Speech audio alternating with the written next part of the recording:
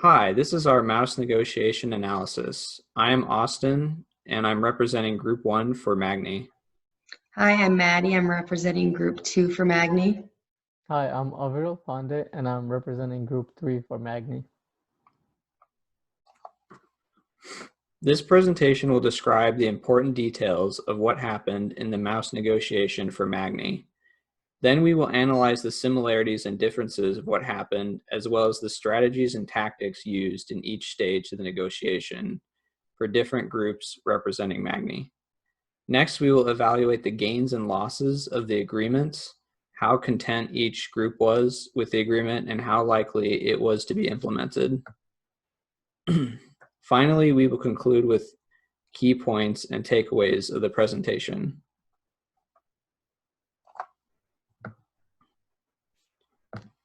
Group 1 and 3 began their negotiations by choosing to have a separate Zoom room for Magny and the other mayors discuss the strategy they would use against Mouse and the government. Group 2, on the other hand, decided to jump straight into the negotiation and let alliances between them and the other three communes form naturally. Once every party was in the same Zoom room together, discussion on how Mouse was negatively affecting Magny and the other three communes soon began. All of the groups discussed how Mouse construction was causing increased property taxes and pollution. The first offer made by Groups 1 and 3 included them getting a 1.5 million euro lump sum and a community planner. Group 2, on the other hand, decided to ask for a 1 million euro lump sum and a 1% payroll tax as their first offer.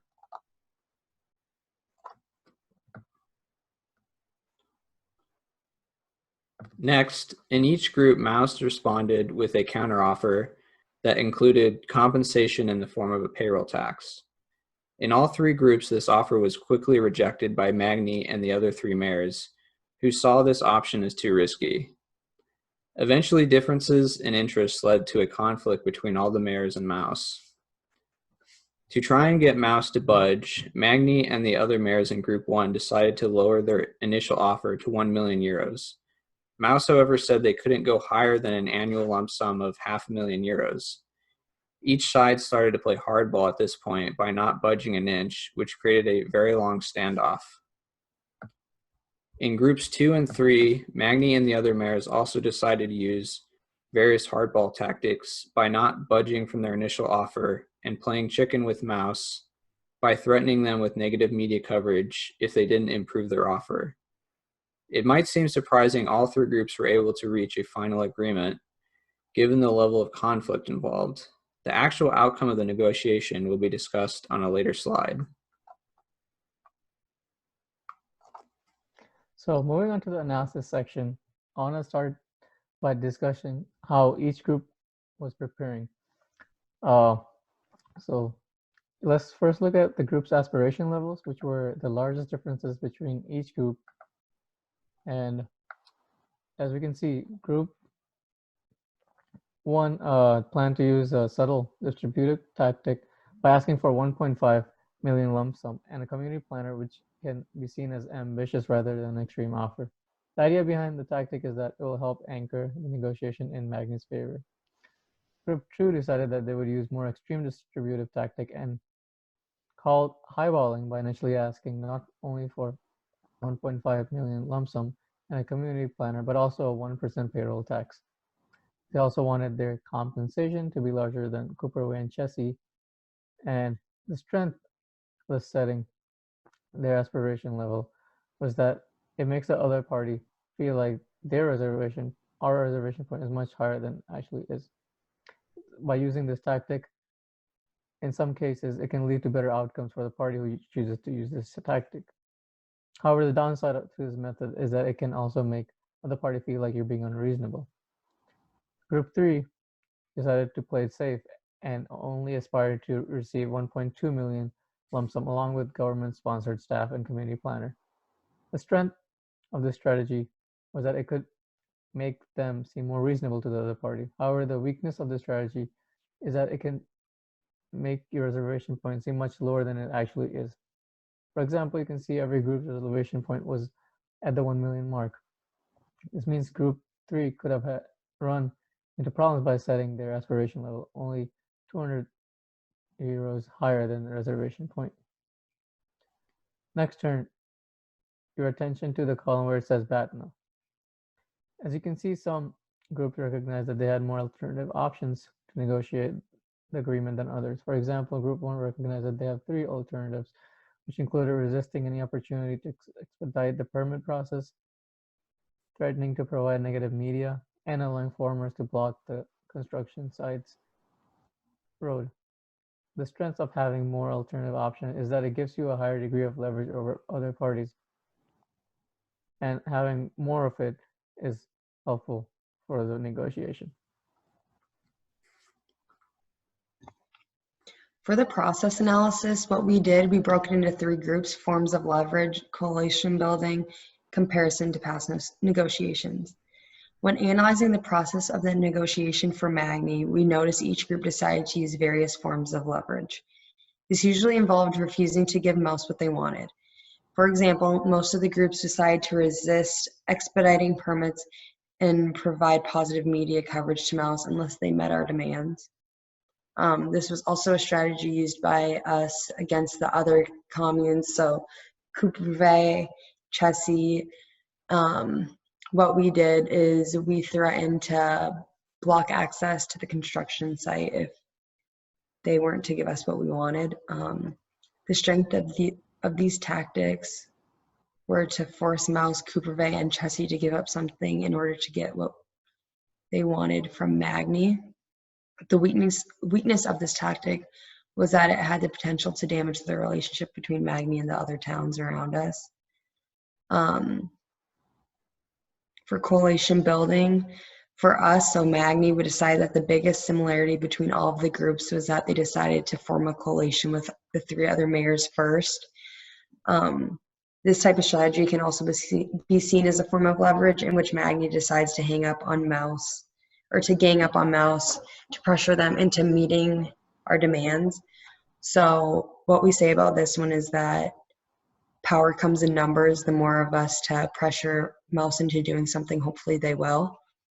And then our comparison to the past negotiations was, first, the number of parties involved in this negotiation was 6, which means that this is roughly 3 times as many perspectives to manage as compared to previous one-on-one negotiations that we've had in the class.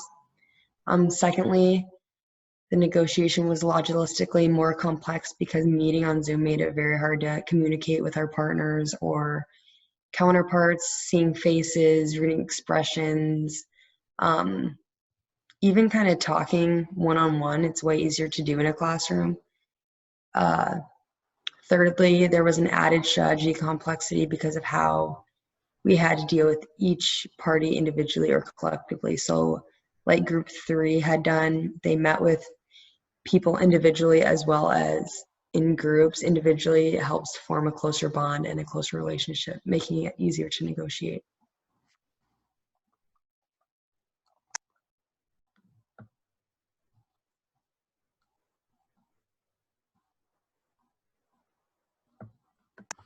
Avril, you're muted still.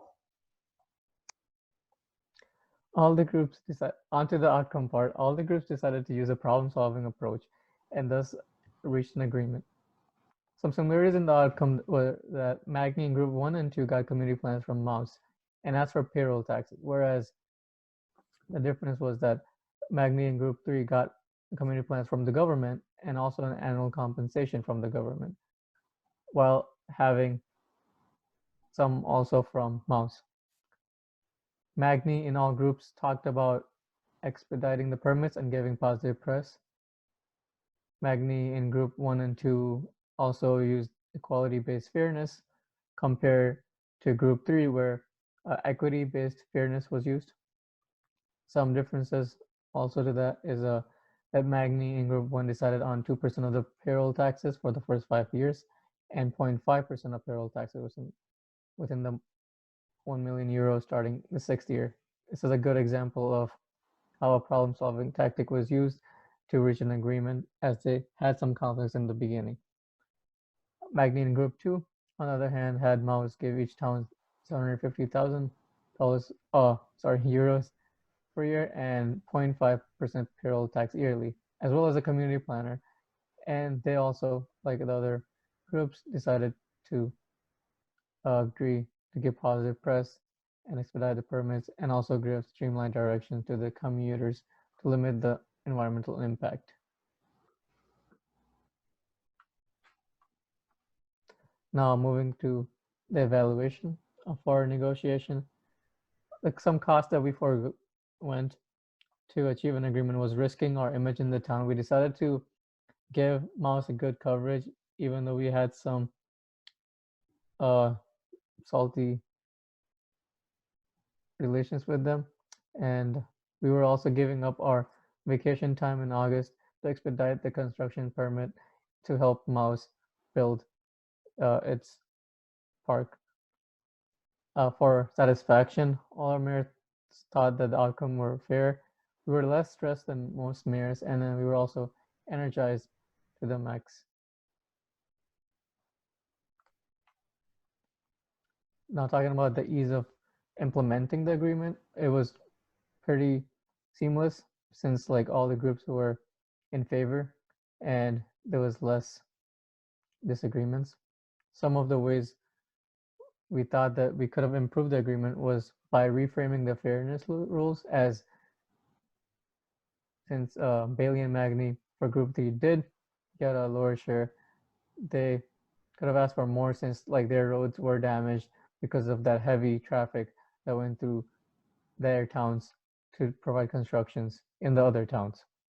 Also, conducting one or more breaks during the discussions would have allowed to think through and help the mayors ask for a bigger piece for like all the damage that they suffered.